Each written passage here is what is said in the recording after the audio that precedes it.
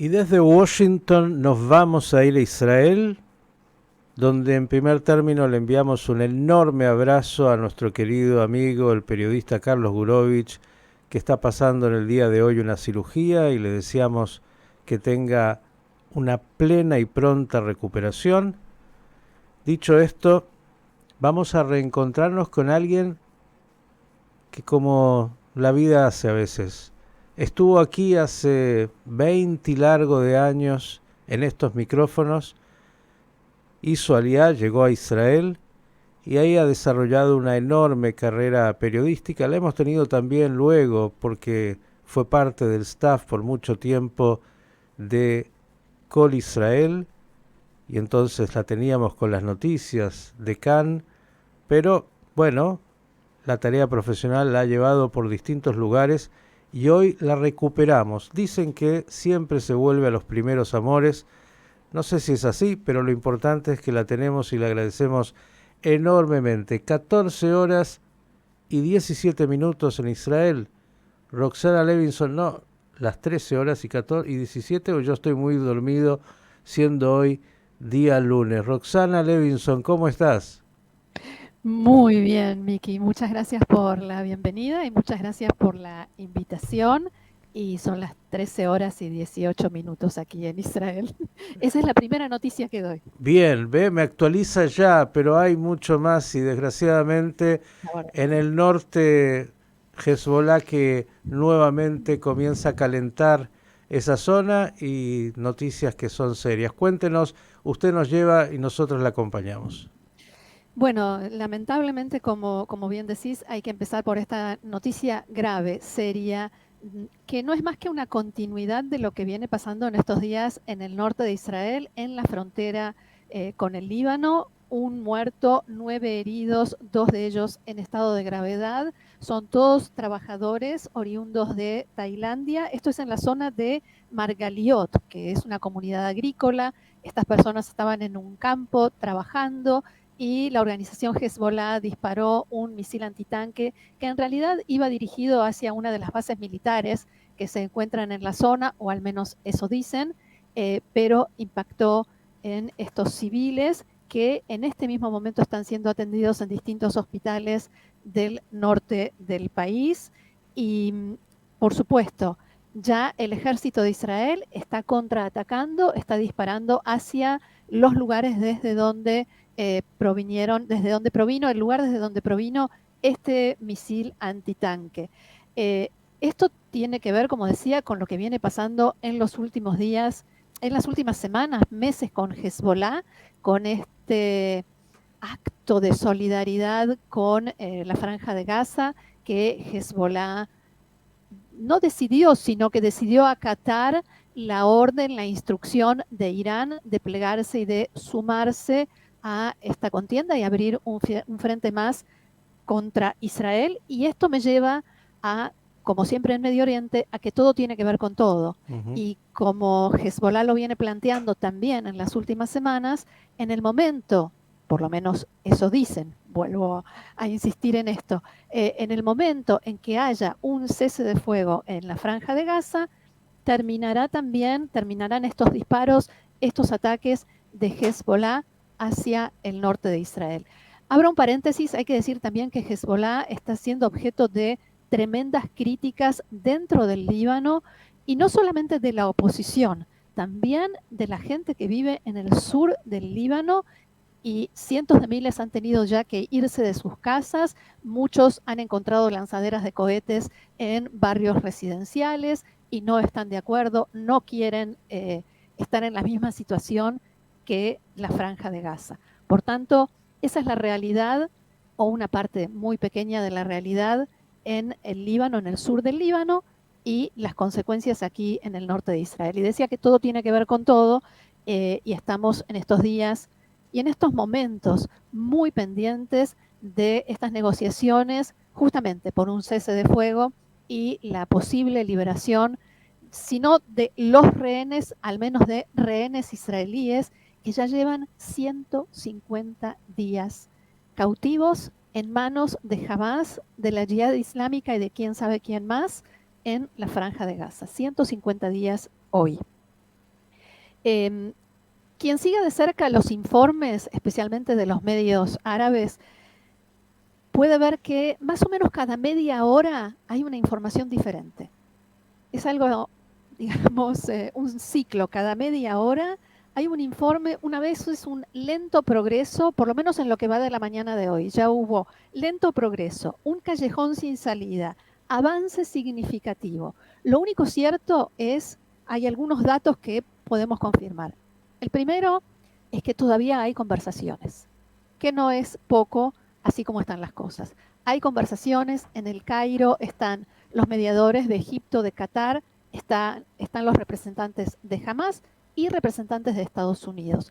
No está Israel, Israel no mandó una delegación esta vez a El Cairo, pero sí está participando, muy pendiente, muy marcando presión en esta negociación, aunque no esté allí en el terreno. ¿Quieres, Roxana, ampliar esto de por qué Israel esta vez no Sí, envió representantes? sí, en realidad se estaba esperando, o se está esperando todavía, una respuesta de Hamas, porque a partir de la fórmula de acuerdo a la que se llegó en París el fin de semana pasado, Israel planteó dos exigencias, que es saber cuántos de los rehenes están con vida y quiénes son los que van a ser liberados, por lo menos en una primera etapa, porque se habla otra vez de distintas categorías y de que en una primera etapa se liberaría a mujeres, personas enfermas, ancianos, heridos y demás. Y cuántos terroristas, cuántos presos de seguridad Israel debería liberar a cambio de cada uno de los rehenes. Jamás omitió responder, no dijo ni sí, ni no, ni nada. Eh, el mediador de Qatar se comunicó, el primer ministro de Qatar se comunicó con el jefe del Mossad, Barnea, para decirle, jamás no responde. Eh, en esto hay que abrir otro paréntesis y sí decir que esta exigencia de los nombres y de saber quiénes y cuántos son los rehenes que van a ser liberados provino en forma exclusiva del primer ministro Netanyahu. No fue algo que se discutió ni que se aprobó en el gabinete, ni en el gabinete de guerra ni en el gabinete de seguridad. A esta hora ya hay versiones que dicen que esa exigencia ya se ha convertido en que nos alcanza con que nos digan cuántos están con vida. Pero avancemos. Esto se está hablando ahora, en este momento, y hay otro tema que también es una preocupación y es el hecho de que el líder de Hamas en la Franja de Gaza, Yahya Sinwar, lleva una semana desconectado. No, no responde, no envía mensajes y entonces los mediadores dicen que aunque se llegue a un acuerdo, existe la preocupación de que quizás Sinwar no conteste, no dé su aprobación final y todo quede allí trabado.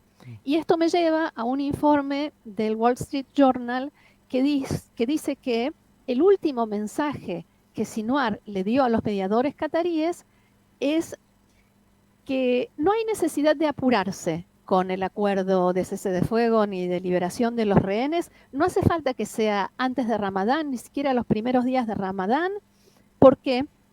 Porque espera que un ataque israelí en Rafah o Rafiah eh, provoque un levantamiento tanto en Gaza como en la margen occidental o Judea y Samaria, y que la cantidad de civiles que van a ser desplazados y que van a resultar muertos en este ataque va a hacer que la presión internacional a Israel aumente de tal manera que Israel tenga que cesar el fuego aunque no haya acuerdo.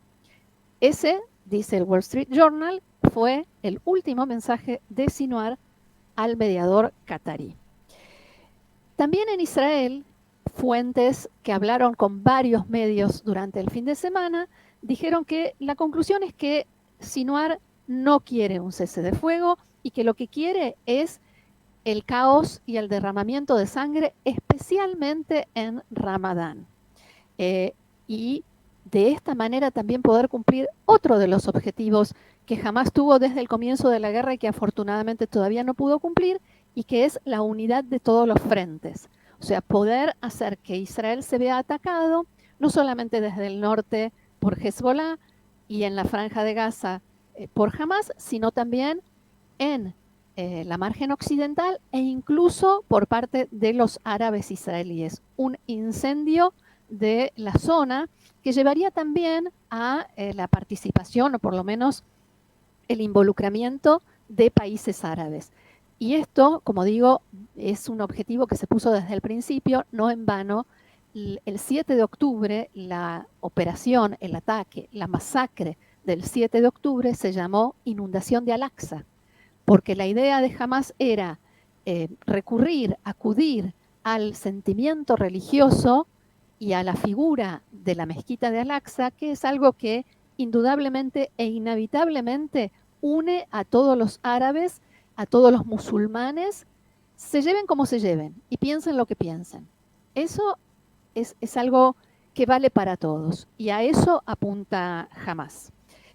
En cuanto al hecho de que Israel no está hoy presente en el Cairo con una delegación, también se escucharon algunas críticas a nivel interno, no solamente de familiares, lo cual es muy lógico por la angustia y la desesperación y el agotamiento y la incertidumbre que viven, sino también, por ejemplo, de una persona como Gershon Baskin, que es un conocido negociador en virtud del cual el soldado israelí Gilad Shalit recuperó su libertad después de 5 años de cautiverio, y lo escuché en una entrevista diciendo: no se abandona la mesa de negociación. No importa qué diga Hamas, no importa si respondió o no respondió, no hay que irse, porque esos espacios vacíos, dice, los ocupa, en este caso, Hamas. O nada, la falta de avance, que es lo que tenemos en este momento. Cambio de tema, si te parece, a menos que me quieras preguntar algo sobre esto. Sí, sí, cambia, pero digo, qué importante para la audiencia que hayas puesto el acento en la figura de Sinwar, el líder del Hamas, que finalmente has planteado, bueno, tiene como objetivo aparente esto, ¿no? Que el Ramadán signifique un incendio global y que esto se potencie. Esto para aquellos que están distraídos, porque lo que hay que hacer es justamente lo que estás haciendo, monitorear las fuentes árabes, las fuentes que permiten comprender cuáles son las estrategias, en este caso del enemigo, y las preguntas son obvias: ¿qué es lo que Israel puede hacer con esto? Entendiendo, entre otras cosas, que la sartén la tiene por el mango justamente Sinwar y el Hamas, no es Israel. Pero, si te parece, vamos a ese cambio de tema. Sí, quería, aunque en realidad, a colación de lo que acabas de decir, la sartén la tiene por el mango Hamas Gaza, porque Israel está pidiendo a Estados Unidos y sobre todo a Qatar que presione a Hamas y sobre todo Hamas en el exterior. Por ejemplo, que el gobierno de Qatar le diga a los líderes de Hamas que están instalados en Doha que los expulsa o que les cierra las cuentas bancarias. Pero todo eso no alcanzaría en el supuesto caso de que se hiciera si Yihya Sinwar no diera su respuesta o no tomara una decisión, o tomara la decisión que no es la que todos esperamos, un cese de fuego y la liberación de los rehenes, o en realidad en el orden contrario, aunque para liberar a los rehenes evidentemente hace falta un cese de fuego. El siguiente tema del que me gustaría comentar, porque hoy está en todos los titulares, es el viaje del ministro Benny Gantz a Estados Unidos. Benny Gantz llegó anoche a Estados Unidos, según él dice, como representante del gabinete de guerra, del gabinete de emergencia de Israel. Va a tener reuniones con el asesor de seguridad nacional Sullivan, con el asesor para Oriente Medio, Brett McGurk, con la vicepresidenta Kamala Harris. Y a nivel interno, vamos a dividirlo. A nivel interno, el viaje resulta muy polémico porque no fue ni coordinado ni aprobado por el primer ministro Netanyahu. Cuando el viernes Benny Gantz se comunicó con la oficina del primer ministro para comunicarle, informarle que se iba a Estados Unidos, Netanyahu, dicen todos los medios hoy, estaba furioso y le dijo, aquí hay un solo primer ministro y aquí el primer ministro soy yo, esta es una situación inaceptable. De todos modos, Gantz decidió hacer el viaje. En el Likud ya plantean, en el Likud y en la coalición en realidad están, digamos, salieron con una contracampaña, si se puede llamar así, diciendo que Estados Unidos invitó a Gantz porque es débil, pueden manipularlo, pueden convencerlo de cualquier cosa, a diferencia de Netanyahu, que se mantiene firme en sus posturas respecto a los intereses de Israel desde que comenzó la guerra. Esto, por supuesto, sin mencionar que, por ejemplo, Netanyahu dijo en octubre que, más allá de lo que uno piense de eso, si estés de acuerdo o no, Netanyahu dijo a principios de octubre que la Franja de Gaza no iba a recibir ayuda humanitaria. Nada, cero.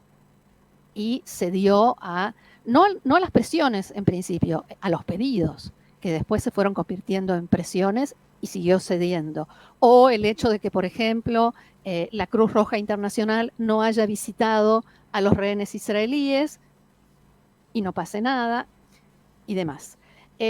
Hoy, por ejemplo, la ministra Miri Regev, la ministra de Transporte, decía cosas como que Netanyahu tiene excelentes relaciones con Biden y no hay ninguna necesidad de que Benny Gantz viaje a Estados Unidos. Lo califican de caballo de Troya y también, por supuesto, criticó a la Casa Blanca, porque convengamos que Benny Gantz no golpeó la puerta y dijo, ¿puedo reunirme con la vicepresidenta norteamericana? No, ahí una invitación y un mensaje de Estados Unidos. Benny Gantz es el interlocutor que preferimos y hay quien dice hoy, y esto lo menciona, por ejemplo, un artículo del diario Haaretz de hoy, es nuestro interlocutor y nuestro primer ministro preferido. Los norteamericanos siguen muy de cerca las encuestas de preferencia política, las encuestas electorales, aunque todavía no hay elecciones en la mira, pero sí, la situación está bastante clara. Por otro lado, Gantz, quienes están del lado de Gantz dicen Netanyahu podría haber aprovechado esto y darle a Gantz herramientas, mensajes de su parte para que los presente en Washington y en Londres, porque después de Washington Gantz va a viajar a Londres. Es más, hay quien dice, podía haberlo hecho parecer como que Gantz es su enviado, no pasa nada. Y fuentes cercanas a Gantz dijeron que la intención de él es evitar que Estados Unidos decida tomar alguna medida unilateral con respecto a lo que está sucediendo en la Franja de Gaza. Porque la sensación de que la Casa Blanca está llegando a un nivel de hartazgo tal de la relación con Netanyahu y de la forma como está manejando las cosas, que podrían decidir, así como decidieron durante el fin de semana, lanzar ayuda humanitaria y comida desde el aire, pasando por encima del gobierno de Israel, podrían decidir muchas otras cosas pasando por encima del gobierno de Entonces, Gantz plantea que ese es su principal objetivo. ¿De qué van a hablar Gantz y Kamala Harris sobre todo, pero también en las otras reuniones? Según el New York Times, van a hablar de el día después, cómo se hace para restaurar, rehabilitar la Franja de Gaza, reconstruirla y además instalar un gobierno que tanto Estados Unidos como Gantz piensan que tiene que incluir a la autoridad palestina, no la que, por supuesto, el gobierno que tiene ahora y desde hace tantas décadas la autoridad palestina, sino una autoridad palestina diferente, reformada, modernizada y con nuevas caras y nuevos nombres. Y obviamente estará presente el tema de la liberación de los rehenes, un alto el fuego en la Franja de Gaza, la ayuda humanitaria, que es algo muy importante para el gobierno de Estados Unidos, especialmente en año electoral y especialmente en momentos en que el presidente Biden está recibiendo muchas críticas desde adentro por el apoyo incondicional que le está dando a Israel. Y algo, perdón, Algo importante, sorbo de agua. Eso siempre es muy importante. Roxana Levinson, señores, nos está dando algunas claves muy importantes de lo que hace bien al vínculo fundamental de Israel con los Estados Unidos y también a la miseria de la política interna de Israel y la figura del primer ministro que está tan cuestionado, y en este caso cuando Benny Gantz es parte del comité de guerra y ha sido convocado por el gobierno justamente de Netanyahu para sumarse en esta guerra. La verdad, si le falta algo a Israel, también es esto de lo que es la fractura interna política. Y bueno, Gantz, que es una figura que entiende mucho de lo militar, fue general en jefe del ejército de Israel, hombre que tiene una alta calificación para entender lo que es el desarrollo de una guerra y que ha ido a Estados Unidos, entre otras cosas, para escuchar y tender esos puentes de diálogo que Estados Unidos está pidiendo cuando parecería que Netanyahu, ya sabemos hace mucho, tiene totalmente de alguna manera cortado ese vínculo con la administración Biden. Sí, Roxana. Decía que además de todo lo que van a conversar, el informe dice que Kamala Harris, de todas maneras, a pesar de todas las tensiones y a pesar de que se van a reunir con Gantz y no con Netanyahu, ella va a expresar una vez más el apoyo de Estados Unidos a Israel y que recibió instrucciones de hacerlo y de expresarlo y hacerlo manifiesto públicamente. Que quede claro que, a pesar de todo, Estados Unidos sigue del lado de Israel. Y me gustaría referirme a algo que acabas de decir respecto de Benny Gantz y esto que calificaste de miseria de la política israelí. Y este artículo que te mencionaba del diario Haaretz plantea algo hoy que también es interesante, y es que objetivamente cuando Netanyahu se queja de que el procedimiento que siguió Gantz para hacer este viaje no es el correcto, es verdad, tiene razón, no se ajusta al reglamento del gobierno, pero nos dice el artículo que en primer lugar Netanyahu se ha saltado, transgredido normas, acuerdos, incluso con el propio Gantz. Pero lo que plantea es si la popularidad de Gantz, la popularidad creciente de Gantz en el último tiempo, se basa en el hecho de que tiene la imagen completamente opuesta a su socio rival Benjamin Netanyahu. Y entonces la pregunta es si este viaje, hecho así, de esta manera, lo va a ayudar o lo va a perjudicar, ya que hablabas de política israelí. Porque hay gente que ya se está planteando si Benny Gantz está empezando a adoptar las mismas maneras, los mismos procesos que Benjamin Netanyahu. Y con respecto a las conversaciones sobre todo con Kamala Harris, pero con las demás autoridades norteamericanas y la furia que desató esto en Netanyahu, la gran pregunta hoy en los medios es si va a haber lo que se llama drop-in, o sea, que el presidente abre la puerta de la sala donde está reunido el no primer ministro en este caso, para saludar. Un saludo que a veces se extiende mucho y que se convierte en una reunión con el presidente de Estados Unidos. Si eso pasa, vamos a ver cuáles son las consecuencias aquí a nivel político. Eso puede llegar a ser muy, muy duro a nivel de política interna. Digamos nada más, Roxana, que más allá de que Gantz se encuentre o no, que es esa foto con el presidente Biden, se está encontrando con el presidente Biden. Lo que dijo Kamala Harris este fin de semana, donde fue muy clara, muy contundente respecto de lo que tiene que ser el cese del fuego, la ayuda humanitaria y las pretensiones de Estados Unidos, que, bueno, no son nuevas, bueno, y también lo que había dicho Estados Unidos en relación a la creación de un Estado palestino, son aspectos que para la administración Biden viene planteando fuertemente. Hubo la oposición del Parlamento de Israel mayoritariamente a la imposición unilateral de un Estado palestino, pero todo esto se juega. Pero fue una imposición que en realidad no existió. porque esa supuesta imposición partió de un informe del Washington Post que decía que factores árabes y Estados Unidos están preparando un plan de paz para Medio Oriente, que lo van a imponer incluso antes del Ramadán y que va a incluir, entre otras cosas, el establecimiento unilateral del Estado palestino o el reconocimiento unilateral de un Estado palestino. Pero en la práctica eso no existió. Y algunos políticos, Yair Lapid lo dijo en la Knesset, esto es un spin, a pesar de que votó a favor, ¿no?, de estar en contra de eso, valga la expresión, pero en realidad no fue nada.